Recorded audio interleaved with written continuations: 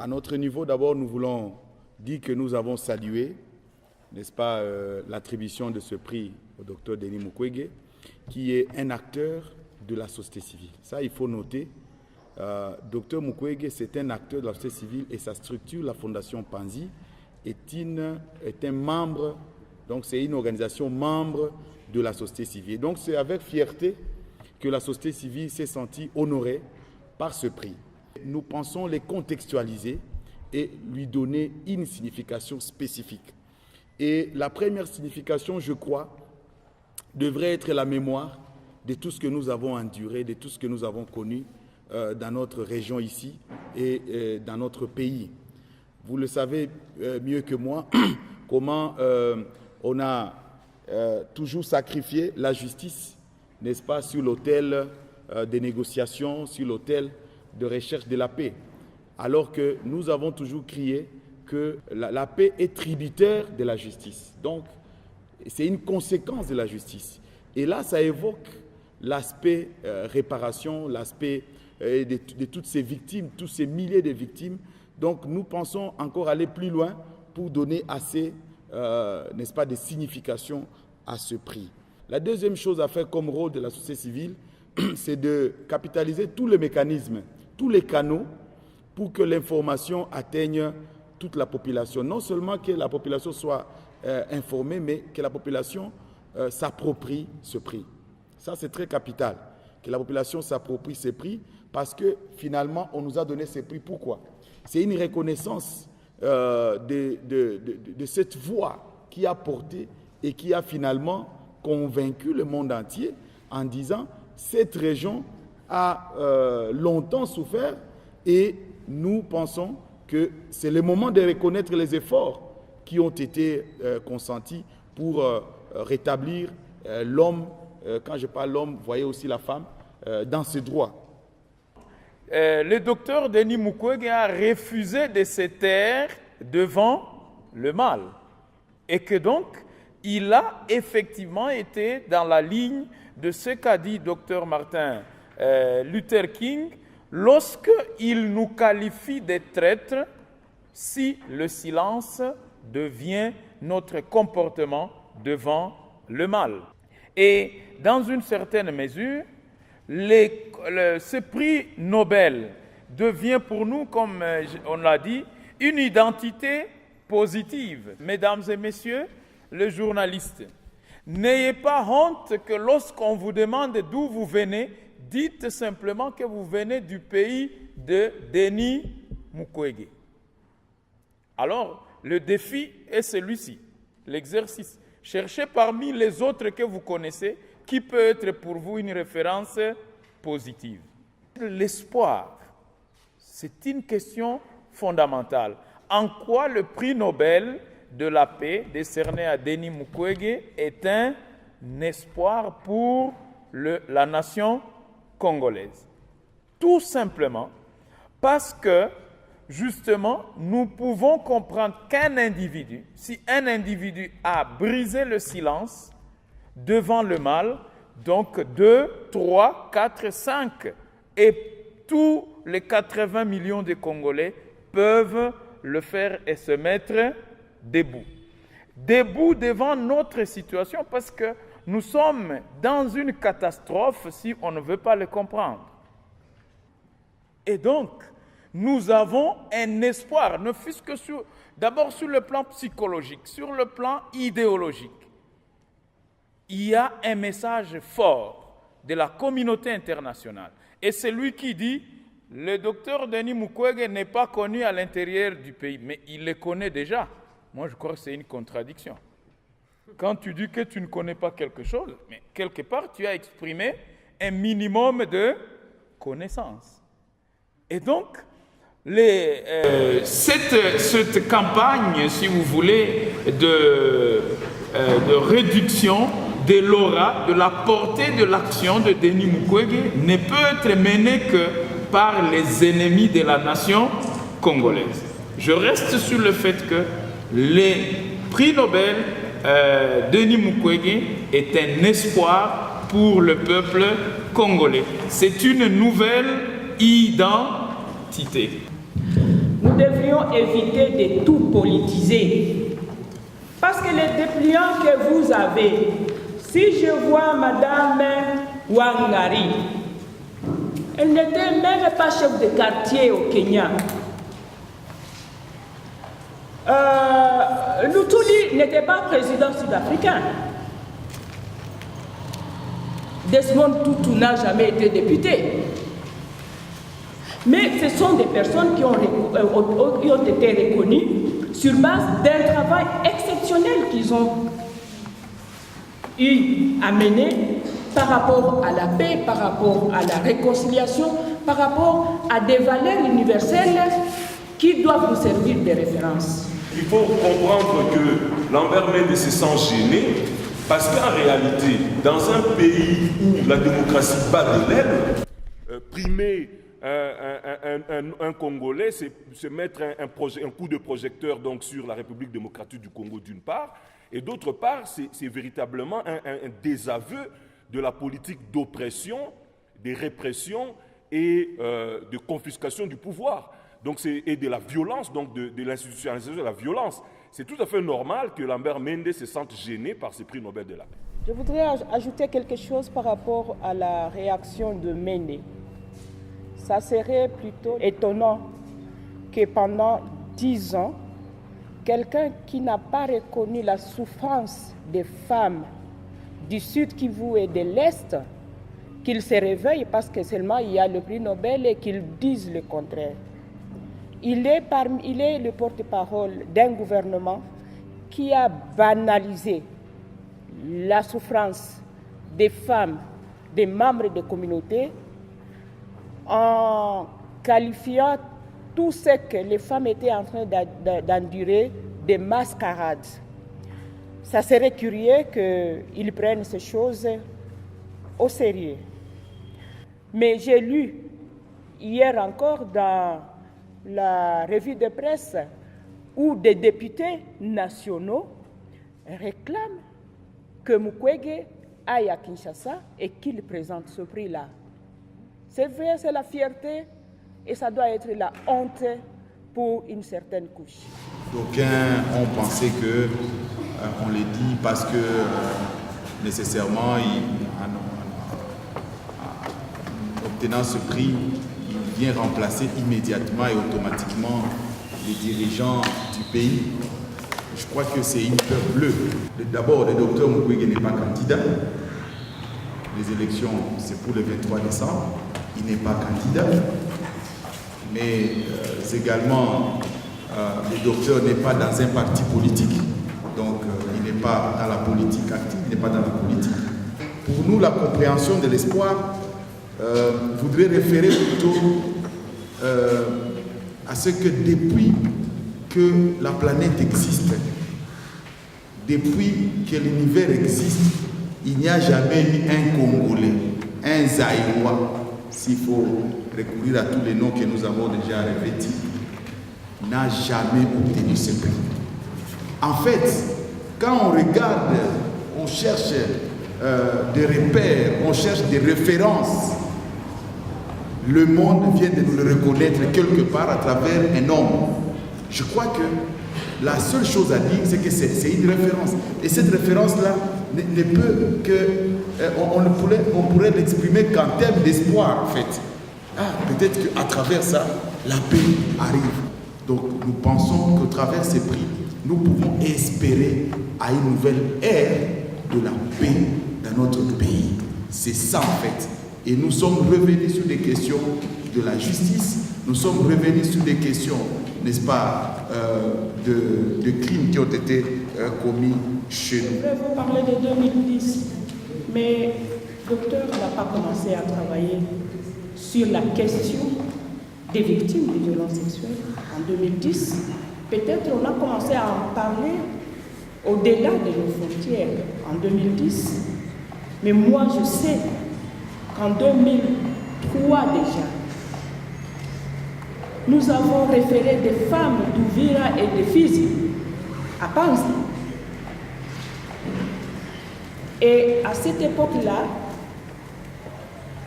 Pour les collègues qui travaillaient seulement sur la ville de Bukavu et dans les territoires où on ne connaissait pas encore cette réalité, ils nous prenaient pour des menteurs quand nous revenions d'Uvira, de Fizi, de Chabunda et de Mwenga, de Bunyakiri aussi, parce que ça a dépassé tout entendement. Dans notre souvenir, dans les 10, 20, 30 ans qui passent, à quel autre moment on a parlé du Congo positif? C'est tout récemment, avec la victoire des léopards locaux au Tchad. Nous n'avons posé la question à personne pour célébrer la bravoure d'Elia Meshak. On ne lui a pas demandé de devenir président de la République. Nous avons célébré, nous avons considéré que c'était notre victoire. Mais c'était une victoire sportive. Celle-ci, elle est humanitaire, elle est historique, elle est politique. Nous ne ferons pas de payer un président de la République. Mais s'il y a des politiciens qui vont nous suivre, ils ont un modèle à suivre. Ils savent quels sont les problèmes du peuple congolais. S'il y a d'autres médecins, d'autres juristes qui veulent la célébrité, ils ont compris qu'on est célèbre dans le service. Et tout cela donne de l'espoir.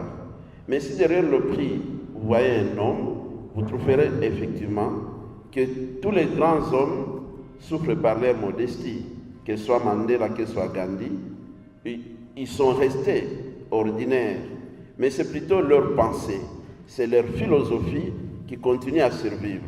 Et je le répète, Mukwege n'appartient plus au Congo, au Kivu, à Bukavu. Mukwege appartient à l'Afrique et à l'humanité. Il appartient à cette génération et aux générations futures. Gandhi, on ne l'a pas connu. Martin Luther, on ne l'a pas connu. Et donc, si notre génération ne s'approprie pas ce prix, d'autres générations vont s'en approprier. Si notre province ne l'exploite pas, d'autres provinces vont l'exploiter. Et donc, si nous ne demandons pas réparation, responsabilisation et non-répétition, les Indiens, les Sierra-Léonais viendront le demander à notre place.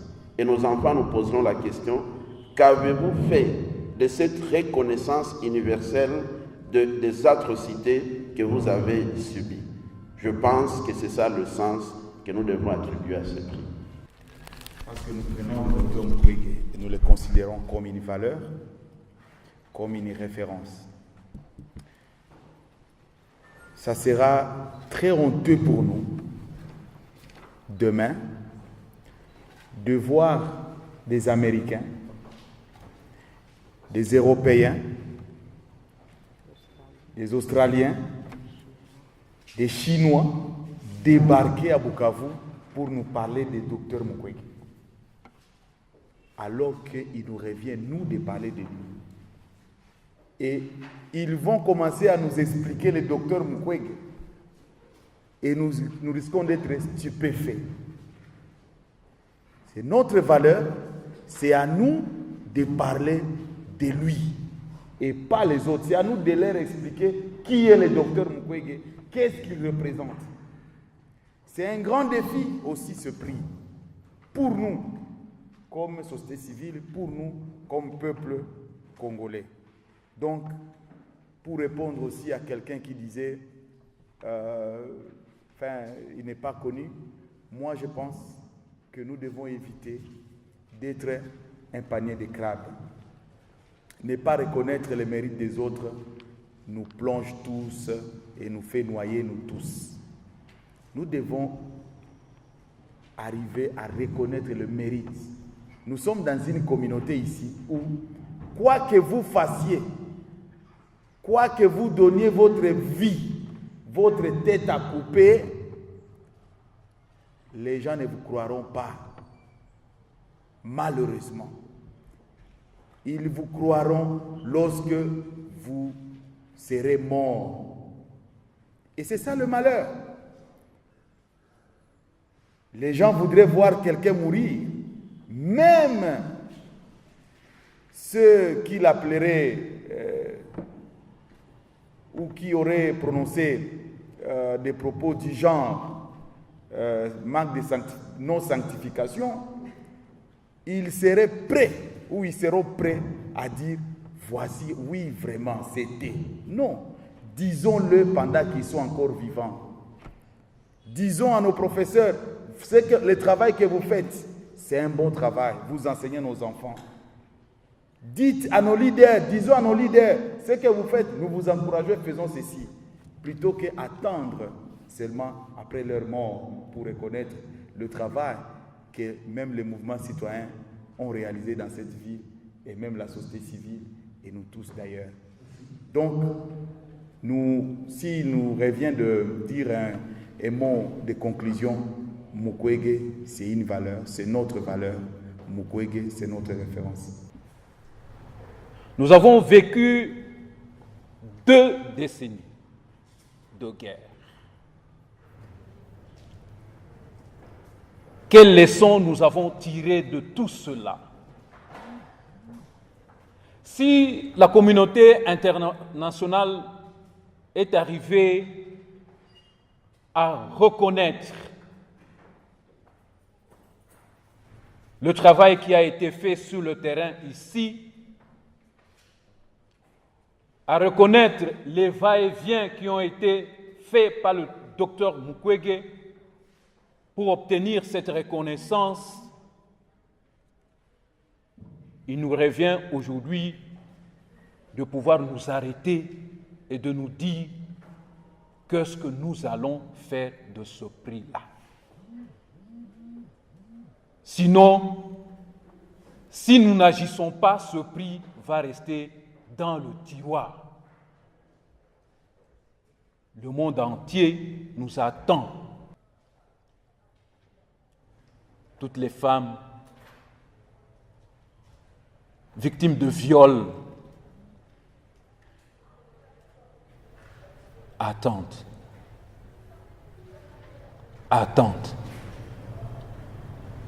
J'ai été en Ituri où une des femmes victimes a témoigné qu'elle ne voit pas au niveau de la justice quelle réponse on peut lui donner après l'acte qu'elle a reçu. Cela me renvoie à la question des réparations. Vous pouvez vous imaginer qu'après tout ce que nous avons vécu dans ce pays, il n'y a aucun programme de réparation des victimes. Je dis bien, il n'y en a pas. Parce que lorsqu'on examine le domaine de justice transitionnelle,